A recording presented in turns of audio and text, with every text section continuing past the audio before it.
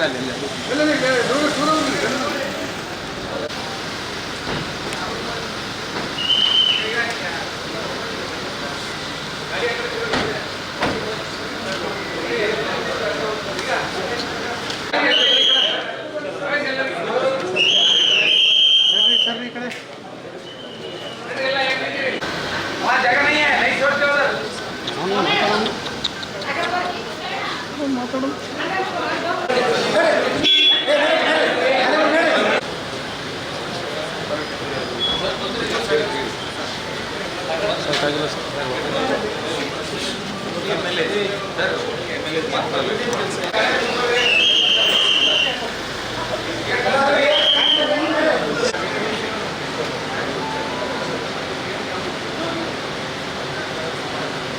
Sir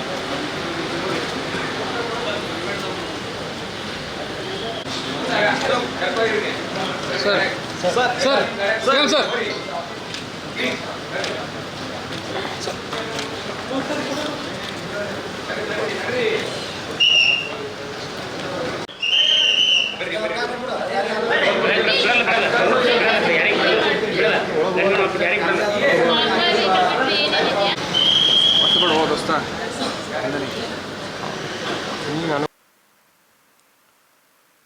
ಕಳೆದ ತಿಂಗಳು 3ನೇ ತಾರೀಕು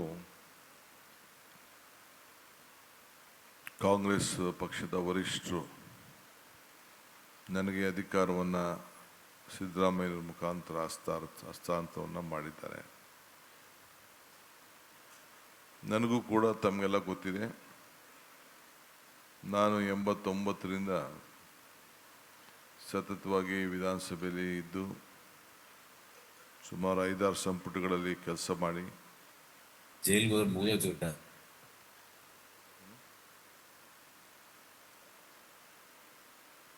5-6 ಸಂಪುಟದಲ್ಲಿ ಕೆಲಸ ಮಾಡಿ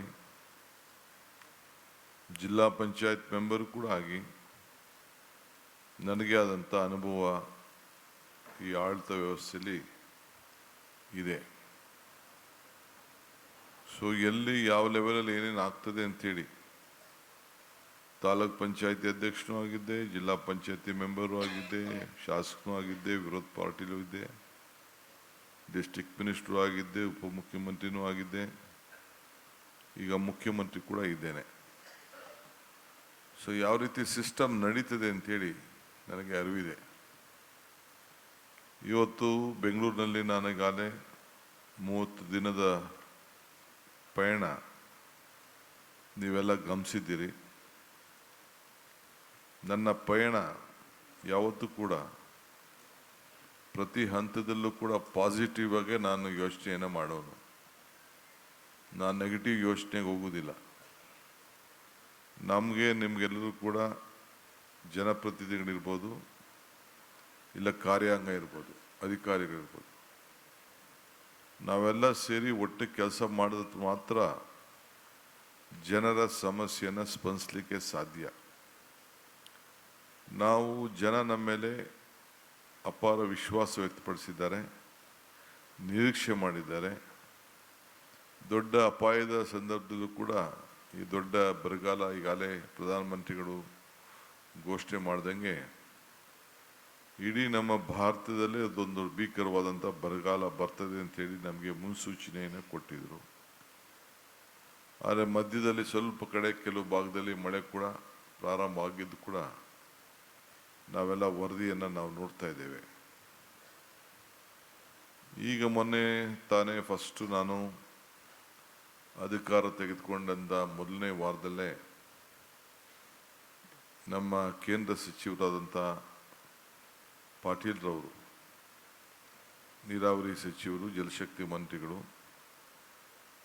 ಅವ್ರನ್ನ ಮತ್ತು ತೆಲಂಗಾಣ ಮುಖ್ಯಮಂತ್ರಿನ, ಅಂದರೆ ನಿಮ್ಮ ಭಾಗದ ಸಮಸ್ಯೆ ಇದು, ಈ ಕಲ್ಯಾಣ ಕರ್ನಾಟಕದ ಒಂದು ದೊಡ್ಡ ಸಮಸ್ಯೆ. ತೆಲಂಗಾಣ ಮುಖ್ಯಮಂತ್ರಿಗಳು, ಆಂಧ್ರ ನಮ್ಮ ರೇವಂತ್ ರೆಡ್ಡಿಯವರು, ಆಂಧ್ರ ಮುಖ್ಯಮಂತ್ರಿಗಳಂಥ ಚಂದ್ರಬಾಬು ನಾಯ್ಡುರವರು, ನಾನು CR ಪಾಟೀಲ್ ಅವರ ನೇತೃತ್ವದಲ್ಲಿ ಮಧ್ಯಸ್ಥಿಕೆಯಲ್ಲಿ ಒಂದು ಐತಿಹಾಸಿಕವಾದಂಥ ಚರ್ಚೆಯನ್ನು ನಡೆಸಿ ಸುಮಾರು ವರ್ಷಗಳಿಂದ ಏನು ನಾವು 33 TMC ನೀರನ್ನು ನಾವು ಆ ಹೂಳು ತುಂಬಿ ಇವತ್ತು ಆ ನೀರಿನ ವಂಚನೆ ಆಗಿದೆ. ಅದಕ್ಕೆ ಪರಿಹಾರ ಕಂಡುಹಿಡಿಯಲು ಒಂದು ನಿರ್ಧಾರವನ್ನು ಬಂದಿದ್ದೇವೆ. ಅವರು ಅನೇಕ ಸಲಹೆಗಳನ್ನು ನಮ್ಮ ಸಲಹೆಗಳನ್ನು ಒಪ್ಪಿದ್ದಾರೆ. ನಮ್ಮ ಕೇಂದ್ರದ ಸಚಿವರು ಕೂಡ ನಮ್ಮ ಜೊತೆ ಕೈ ಜೋಡಿಸಲಿಕ್ಕೆ ಸಹಕಾರವನ್ನು ಕೊಟ್ಟಿದ್ದಾರೆ.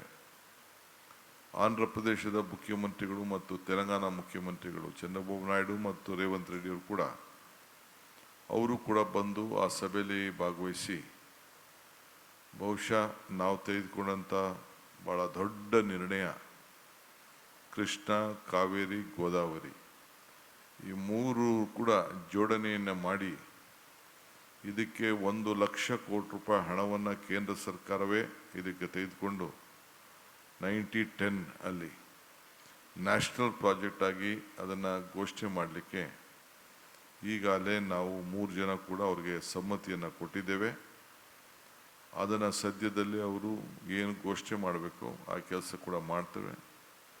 ನಾವು ಒಪ್ಪಂದ ಕೂಡ ಆ ಒಂದು ವ್ಯವಸ್ಥೆಗೆ ನೀರಿನ ಬಳಕೆ ಇಡೀ ದೇಶದಲ್ಲಿ ಏನಾದರೂ ಕೂಡ ನಾವೆಲ್ಲ ಸೇರಿ ಒಗ್ಗಟ್ಟಾಗಿ ಒಂದು ಮಾದರಿಯಾಗಿ ರಾಜಕೀಯದ ಭಿನ್ನಾಭಿಪ್ರಾಯಗಳನ್ನೆಲ್ಲ ಮರೆತು ಪಕ್ಕಕ್ಕಿಟ್ಟು ರಾಜ್ಯದ ಹಿತಕ್ಕೆ, ರೈತರ ಹಿತಕ್ಕೆ ನಾವು ಕೆಲಸ ಮಾಡಬೇಕು ಅಂಥೇಳಿ ಒಂದು ಬಂದಿರೋದು ತಮಗೆಲ್ಲ ಗೊತ್ತಿದೆ. ಆ ಜಿಲ್ಲೆಯ ನಮ್ಮ ಕೊಪ್ಪಳ, ರಾಯಚೂರು ಮತ್ತು ಬಳ್ಳಾರಿ ಜಿಲ್ಲೆ ಶಾಸಕರು, ಸಂಸತ್ ಸದಸ್ಯರು, ದಾವಣಗೆರೆಯಲ್ಲ ಕೂಡ ಆ ಸಂದರ್ಭದಲ್ಲಿ ಬಂದು ಅವರು ಕೂಡ ಸಾಕ್ಷಿಯಾಗಿ ಆ ಕಾರ್ಯಕ್ರಮದಲ್ಲಿ ಪಾಲ್ಗೊಂಡಿದ್ದರು. ಆ ಗೇಟ್ಗಳನ್ನು 333 ಗೇಟ್ಗಳನ್ನು ಕೂಡ ಒಂದು ರೆಕಾರ್ಡ್ ಟೈಮ್ನಲ್ಲಿ ನಾವು ಅದನ್ನು ವಾಪಸ್ಸು ಹೊಸ ಗೇಟ್ಗಳನ್ನು ಅಳವಡಿಸಿ ಈಗಾಗಲೇ ನೀರಿಗೋಸ್ಕರ ನಾವು ಕಾಯ್ತಾ ಇದ್ದೇವೆ. ಆ ಸನ್ನಿವೇಶ ನೋಡಿದಾಗ ಈ ವರ್ಷ ಸಾಧ್ಯನಾ, ಮಳೆ ಬರ್ತದಾ ಇಲ್ವಾ ಅನ್ನೋದು ಒಂದು ದೊಡ್ಡ ಗಾಬರಿ ಇತ್ತು. ಈಗೂ ಇವತ್ತು ಬೆಳಗ್ಗೆ ಕೂಡ ಕೆಲವು ಶಾಸಕರ ಚರ್ಚೆ ಮಾಡಿದೆ. ಈಗೂ ಆ ಭಾಗದಲ್ಲಿ ಮಳೆ ಇಲ್ಲ. ಆದರೆ ಮಳೆ ಎಲ್ಲಿ ಬೀಳಬೇಕು, ಮಲೆನಾಡಲ್ಲಿ ಸ್ವಲ್ಪ ಮಳೆ ಕಾಣ್ತಾ ಇದೆ, ಕರಾವಳಿಯಲ್ಲಿ ಮಳೆ ಕಾಣ್ತಾ ಇದೆ, ಸ್ವಲ್ಪ ಒಳಹರಿವು ಕೂಡ ಬರ್ತಾ ಇದೆ. ಸೊ ಇದು ಭಾಳ ಸಂತೋಷವಾದಂಥ ವಿಚಾರ. ಸೊ ಇದನ್ನು ನಾನು ನಿಮ್ಮ ಹತ್ರ ಹಂಚ್ಕೊಳ್ಬೇಕಾದ್ದು ನನ್ನ ಜವಾಬ್ದಾರಿನೂ ಇದೆ. ಆ ಹಿನ್ನೆಲೆಯಲ್ಲಿ ಈ ವಿಚಾರವನ್ನು ತಮ್ಮ ಗಮನಕ್ಕೆ ತರ್ತಾ ಇದ್ದೀನಿ. ಇಡೀ ಕರ್ನಾಟಕ ಸರ್ಕಾರ, ವಿಶೇಷವಾಗಿ ನಾವು ಆ 3 ಜನ ಯಾರು ನಮ್ಮ ಹೊರಗಡೆ ರಾಜ್ಯದಿಂದ ಬಂದಿದ್ದರು, ಸರ್ವಾನುಮತದಿಂದ ಬಂದು ನಮಗೆ ಸಹಕಾರ ಕೊಟ್ಟದಕ್ಕೆ ಸರ್ಕಾರದ ಪರವಾಗಿ, ನಿಮ್ಮೆಲ್ಲರ ಪರವಾಗಿ, ನೀವು ಯಾರು ಲೋಕಸಭಾ ಸದಸ್ಯರಿರ್ಬೋದು, ಶಾಸಕರಿರ್ಬೋದು, ಒಂದು ರೆಸಲ್ಯೂಷನ್ ಮೂವ್ ಮಾಡಿ ನಾವು ಆ ರೆಸಲ್ಯೂಷನ್ನ ಕಂಪ್ಲೀಟ್ ಅವ್ರಿಗೆ ಅಭಿನಂದಿಸುವಂಥ ಕೆಲಸವನ್ನು ಕೂಡ ಈ ಸಂದರ್ಭದಲ್ಲಿ ಕಲ್ಯಾಣ ಕರ್ನಾಟಕದಿಂದ ಮಾಡೋಣ. ಅದಾದಮೇಲೆ ರಾಜ್ಯದಲ್ಲಿ ವಿಧಾನಸಭೆ ನಡೆದಾಗ ಅದು ಕೂಡ ಮಾಡಿ. ಏಕೆಂದರೆ ಸೌಹಾರ್ದತೆಯಿಂದ ನಾವೆಲ್ಲ ಕಿತ್ತಾಡೋದು ಬಿಟ್ಟು ಈ ನೀರನ್ನು ಯಾವ ರೀತಿ ಪ್ರತಿಯೊಂದು ಸಣ್ಣ ನೀರನ್ನು ಕೂಡ ಉಳಿಸೋಂಥಕ್ಕೆ ನಾವೆಲ್ಲ ಬದ್ಧರಾಗಬೇಕು. ಆ ಕೆಲಸವನ್ನು ಈ ಸಂದರ್ಭದಲ್ಲಿ ನಾವು ಮಾಡೋಣ. ಇನ್ನೊಂದು ಭಾಳ ಪ್ರಮುಖವಾದ ವಿಚಾರ, ಇವತ್ತು ನಾನು ಮೊದಲನೇ ಸಭೆಯನ್ನು ಈ ಕಲ್ಯಾಣ ಕರ್ನಾಟಕದಿಂದ ಪ್ರಾರಂಭ ಮಾಡಿದ್ದೇನೆ. ನಿನ್ನೆ ತಾನೇ ನಾನು ಬೀದರ್ ಜಿಲ್ಲೆಗೆ ಹೋಗಿ ಬಸವ ಕಲ್ಯಾಣ, ಇದು ಬಸವನ ನಾಡು, ಅವರ ಆಚಾರ ವಿಚಾರದಲ್ಲಿ ನಾವೆಲ್ಲ ಒಪ್ಪಿರೋರು, ಅವರ ತತ್ವದಲ್ಲಿ ನಾವೆಲ್ಲ ಬದುಕ್ತಾ ಇರೋರು, ಅವರ ಮಾರ್ಗದರ್ಶನದಲ್ಲಿ ನಮ್ಮ ಹೆಜ್ಜೆಯ ಗುರುತನ್ನು ನಾವು ಇಟ್ಕೊಂಡು ನಾವು ಸೇವೆಯನ್ನು ಮಾಡ್ತಾ ಇರೋರು, ಸಮಾನತೆಯಿಂದ ನೋಡಬೇಕು ಅಂಥೇಳಿ ನಮ್ಮ ಕಾರ್ಯಕ್ರಮವನ್ನು ನಾವು ರೂಪಿಸಿರೋರು. ಇವತ್ತು ಆ ಹಿನ್ನೆಲೆಯಲ್ಲಿ ಇವತ್ತು ನಾನು ಮೊದಲು ಆ ಸ್ಥಳಕ್ಕೆ ಹೋಗಿ ಅನುಭವ ಮಠಕ್ಕೆ, ಹಳೆಯ ಮಂಟಪಕ್ಕೂ ಕೂಡ ಭೇಟಿ ಕೊಟ್ಟು ಅಲ್ಲಿ ಈಗ ನಡೀತಾ ಇರೋಂಥ ಮಂಟಪದ ಕೆಲಸವನ್ನು ಕೂಡ ವೀಕ್ಷಣೆ ಮಾಡಿ, ಅಲ್ಲಿಂದ ಬೀದರ್ಗೆ ಹೋಗಿ ಅಲ್ಲಿ ಬಸವ ಕಲ್ಯಾಣದಲ್ಲಿ ಎಲ್ಲ ವರ್ಗದ ಜನರ